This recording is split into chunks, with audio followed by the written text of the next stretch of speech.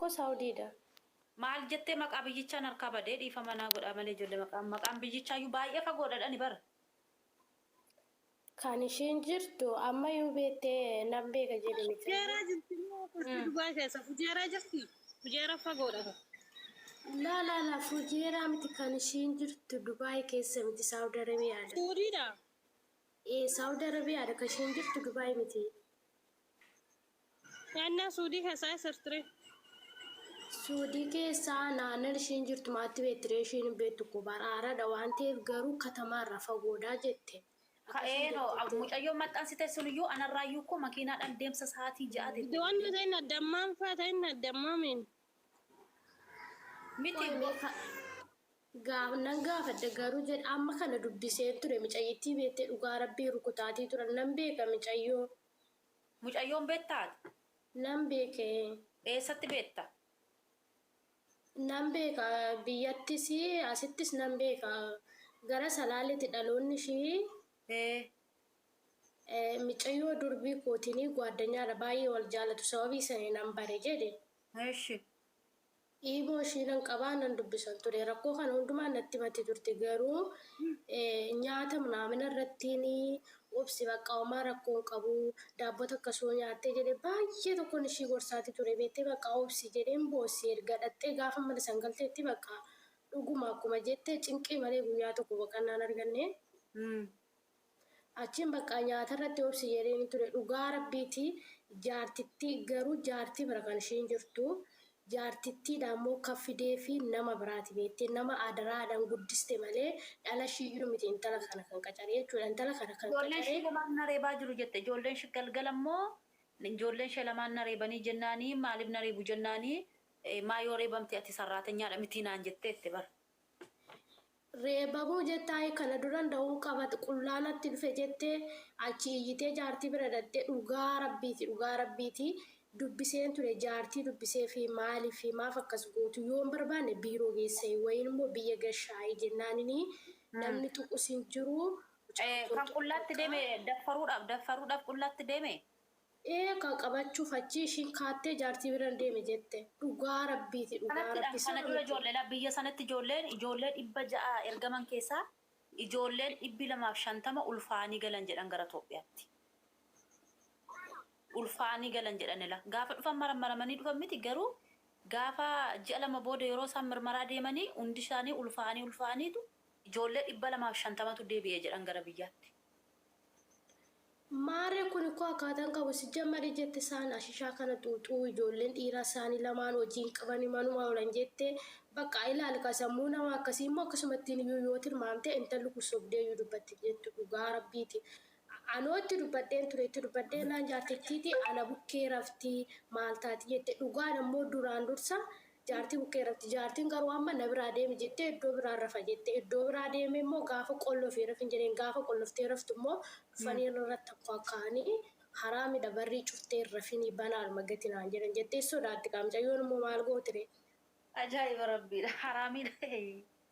Biyya kanatti barriin cufamee rafunaan jetteetti jaartii dubbisee fi ennaanini itti dubbadheen ture cubbuudha jaartii waan namaa natti naasofi an akka dhala kootan ishii ilaalaa maalidhaa jette ookee bakka yoo siniin taane garuu biiroo geessa wayin biyya gashaayii. Ooyishi erga akkas ta'eeti immoo lubbu erga akkas ta'eeti immoo maaliif warri biirootti bilbilannaan bilook ishee godhan?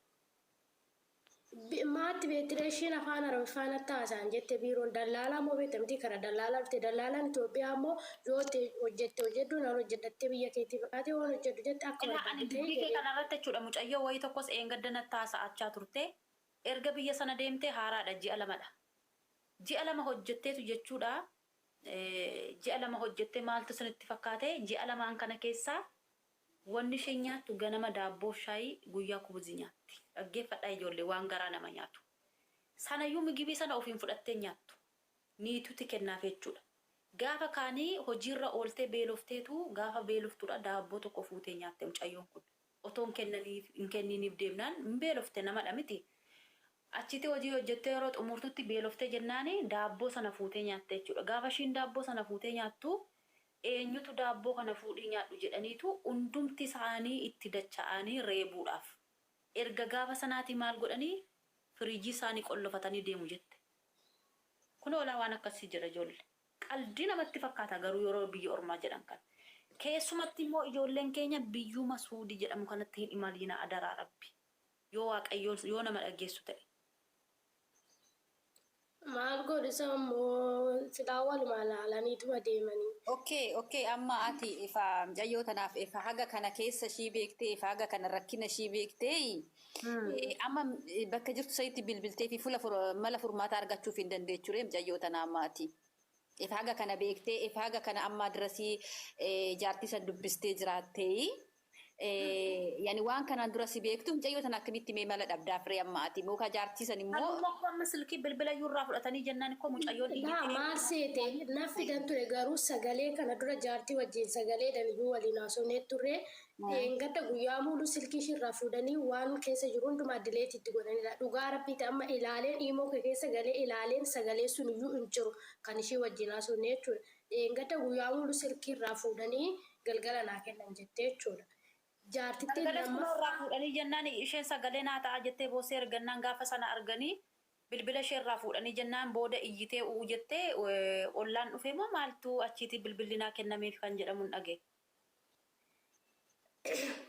achiin ishiin isin ulfaata lammaffaa namatti silkii kee namnis akkanatti hin dubbanne lammaffaa silkii keessa akkan dawwalanne naan jettee enda'umanii nan dubbisaa jennaanini tirfiin immoo najjeesti ani lubbuu kooyyuu sodaachaan jira lammaffaa silkii kee akkan namattis natti naasofne namni tokko akkan nattis hin dawwalle naan jettee Kuma ammoo ajjeesanii biyya bara haadha taanaan ikkoo ajjeesanii gatuu danda'u beektu mitis akkasii kana. kunoo dhugaa rabbi cinqameen ani amma dalagaa dhaabee waan mooliyaa barreerra kaayatana dhufee sagalee ishii dhaggeeffachuu dhufe karaa immoo jechuudha sagalee keessa dura bakka qilleensi barrii cufe jennaanini qixna godhe jettee asiif asiin daa'imni isaanii dhufe.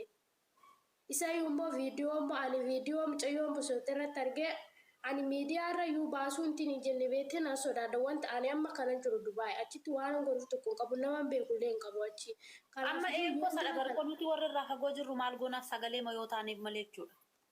Isa ko bara amma oo furmaatan arganne inda'uma amma viidiyoo kana yoo ilaalanii inda'um dhiibbaa irraan ga'uu danda'an kana caalaa jedhee sodaadha. Maaliif wanta furmaata hin arganne tokko Amma tokkoffaa immoo kan rakkoo ta'e labbaduufillee ijoollee biyya namni hin jirre biyya caakkaa biyya dhagaa duwwaa garamitti baqatti yaa Rabbi. kana barrakin.